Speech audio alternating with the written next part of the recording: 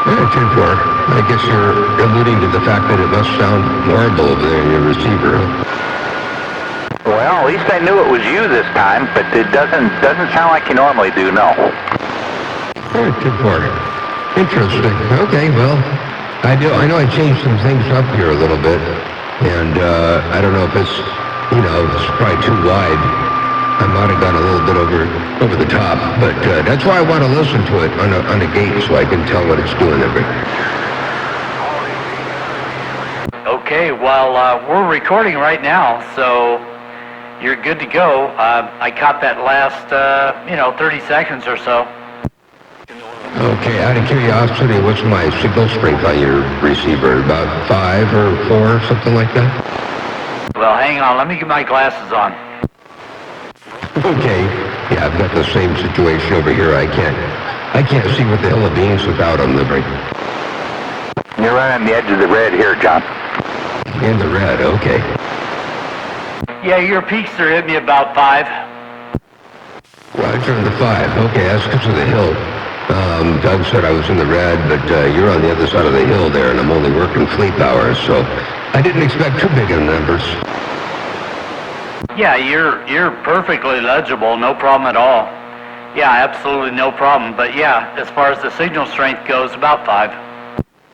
Roger. Yeah, I'm afraid to turn anything on because the 5/8 wave doesn't play well with the other devices.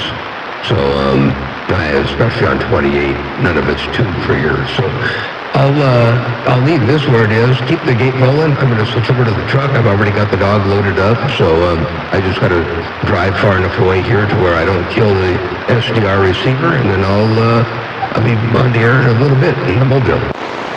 All right, sounds good. I'll keep it rolling. It may take a while to upload it, but not a problem. I got plenty of space here, so just take your time, and I'll keep it rolling. All right, sounds good. Catch you back in a bit. Motormouth Mall, working this thing on fleet power mode. I got done. Break. So anyways, Country Bear, yeah, you're making a good trip up here, no problem. I can't say one way or the other whether it's better than before, but then it's not a fair comparison, I guess, because you really don't have it up high enough. So maybe tomorrow, let me look at what your signal strength looks like now, and we'll check when you get it up in the air. Now, Rogers. Yeah, I talked to Mark, and we had changed his meter because everybody was coming in at least 20 over and some 30 and 40 over. So we changed his, and when I got home and checked it out, I was sitting dead on the 9 with the other antenna. So, and today when I talked to him, he said it was just a split hair over the 9. So it might have done some good. Yeah, you're coming in. I never paid attention before to what you were hitting me at, but yeah, you're coming in a good 5S units. Don't know if you got anything, any help going on there, but you're definitely making a nice trip out here. You always have though, but yeah, it sounds good. So maybe another 15 feet or so will make a big difference. All right, that's what I'm hoping for. That and to see if the receive actually it helps it, because that other one, it seems like, well, today even Mark was he goes, "Did you hear that? Did you hear that?" And it's like, no. Yeah, unfortunately I miss Mark. Yeah, I don't know if he got out there this morning, but like I said, I was probably long gone by the time he gets out there. Sometimes he's out there early, and also Grandpa. But I didn't hear him out there this morning either. Just you. Nighthawk, what time do you usually leave for work there? What time are you in the mobile in the mornings? Well, I try to make it out of here at the very latest by about 7:10. Usually about 7:05. Between 7:05 and 7:10, I'm rolling. Copy that. Okay, sounds good. That's usually earlier earlier than I get up there, but. Oh yeah, I think that's the case for everybody. But yeah, Country Bear, he gets up early. He gets up with the chickens, and and 000, he usually gets up pretty early too. And occasionally I'll catch Grandpa out there, especially if I'm running late.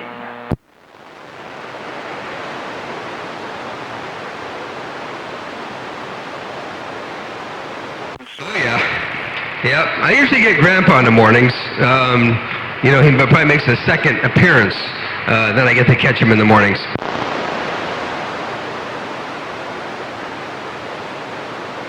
Well, it's kind of nice to talk to somebody, you know, in the morning on the way out of town, but it doesn't last long. As soon as I get out by that power station, and then just about where that turn is, it goes up the hill and toward Vandenberg, you know, right around the other side of that hill, I kind of lose everybody. Or, well, I don't want to say that because Country Bear, I could hear him, but he can't hear me.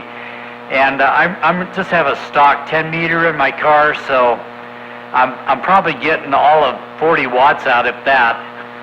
So I don't have an amplifier, you know, at this time. So one day I'll have to put one in there, but right now I don't have one in there. Roger. Well, still you do a good job without an amp, and you know, it's not expected that you get out like gangbusters barefoot. But anyway, oh, very cool. Well, I don't know how much background noise I have in this thing.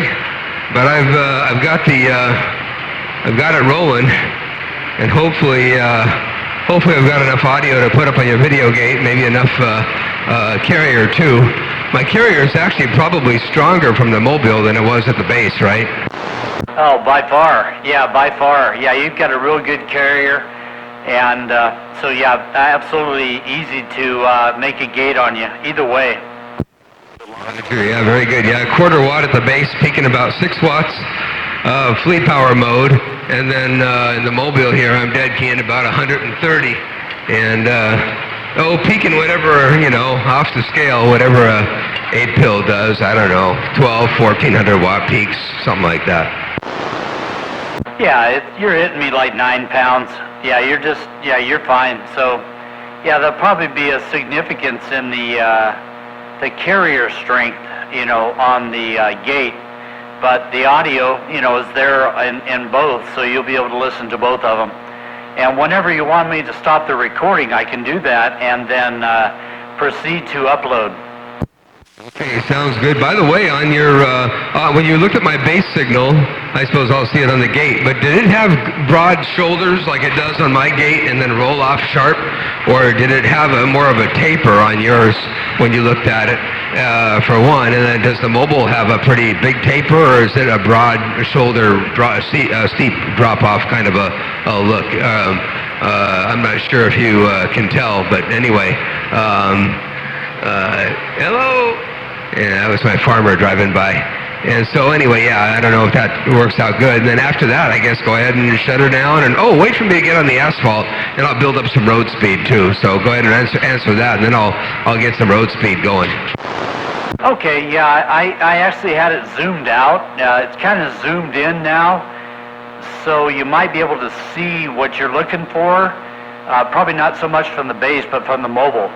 And to tell you the truth, I wasn't paying attention. But I did see the gate with Danielson, and I saw those little spikes that you were talking about. But don't really know if, you know, if this is going to give you what you're looking for or not. But it'll be there. But keep in mind, about 2 minutes ago, or about a minute ago, I changed my zoom resolution, so it's zooming in more so on your carrier. It's not as broad-banded. Roger, okay, sounds good. Yeah, it would have been neat to see that on the base, but we'll do that another time. On my base, the way I've got that SDR Flex 1500 set up is I've got it about a channel on either side that I can see. So I've got it's set at 0.5. I can go 0.5, 1, times 2, times 3, and times 4. But that just zooms in, but I can't get any wider than 0.5. So I can't see the whole band like you can. With yours, you can see all the way from, you know, channel 1 to channel 40 and watch it all at the same time. And the SDR software, I have what's called Power SDR, and it doesn't allow me to do that apparently, or I don't know how to do it. Anyway, but that's I've got mine set. It's looking probably about 35 or 40 at the max KC wide there. So I see the fundamental channel, and then on either side of the channel, and maybe a little bit beyond that, but not much. Yeah, I can zoom this in, so I can narrow it up quite a bit. Right now, I'm looking at I'm looking at still a lot, but I've got 27 like 285 to probably 27 285, maybe somewhere in that neighborhood. That's targeted on my screen. I can actually zoom in even more, but I figure, like you say, I can see the whole spectrum if I zoom out. But yeah, your little SDR with the dongle, that may be able to accomplish what you're looking for. I'm not sure. Sure. Yeah. Oh, did I tell you I got the MFJ 1408 SDR, and I hooked it up, and I put some relays in, got the audio all routed the way I want it, and had to put a delay on the audio coming back to my headphones because there was a delay in the SDR radio. So when I said 10-4 and then unkey, the 4 would end up really loud in my ears because the SDR radio was still receiving my transmission when I unkeyed my radio, and it blared my own audio at full blast back into my ears. So I had to put a delay and a capacitor and a relay on that audio so that I could slow it down. So when I unkey, that last word that I said, or the fraction of the last word that I said, ends, and then I can hear what's on the SDR receiver. Yeah, that's kind of the problem I had. I had kind of an echo, so I couldn't run both at the same time. So I had to shut my speaker off on my computer. Otherwise, I would have kind of a reverb or an echo. So that was a little annoying. So it sounds like you have the same problem I did. I think so. And so in your recordings that you make, the audio feeding your record, I know you're looking at the SDR and you can see the screen, but is the audio feeding your recording audio from the SDR or audio from the 29LX? Yeah, it's audio from the 29LX. I could switch out the 29LX and just go with the SDR, but I would have to turn my speakers off. So that would be difficult because then, I would have to set it up so that my 29X was not feeding the computer. Otherwise, I wouldn't be able to do that. I'd have to turn off my computer speaker and unplug the audio source from the 29LX to the computer in order to do that. So I could. It wouldn't be exactly right on the money. There'd be a little delay there, like you're saying, but it could be done. But I think the LX has got the wideband mod, so it's probably just as well that I leave the LX as the device that's feeding the recording.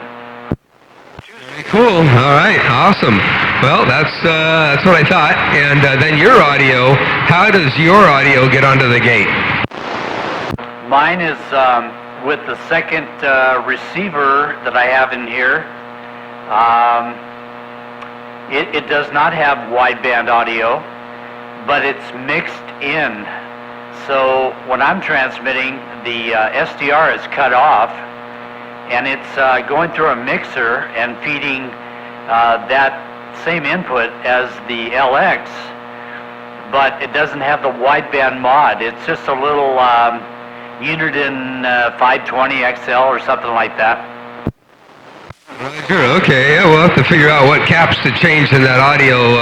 There's something in series from the IF stage down to the volume pot or the input of the audio amp. We could probably make those caps about 10 times bigger, and that would probably be all you got to do to get the extended bass response. It's really not anything beyond the bass that we care about. It's just the bass, so extended bass will probably do the trick. But anyway, yeah, very cool.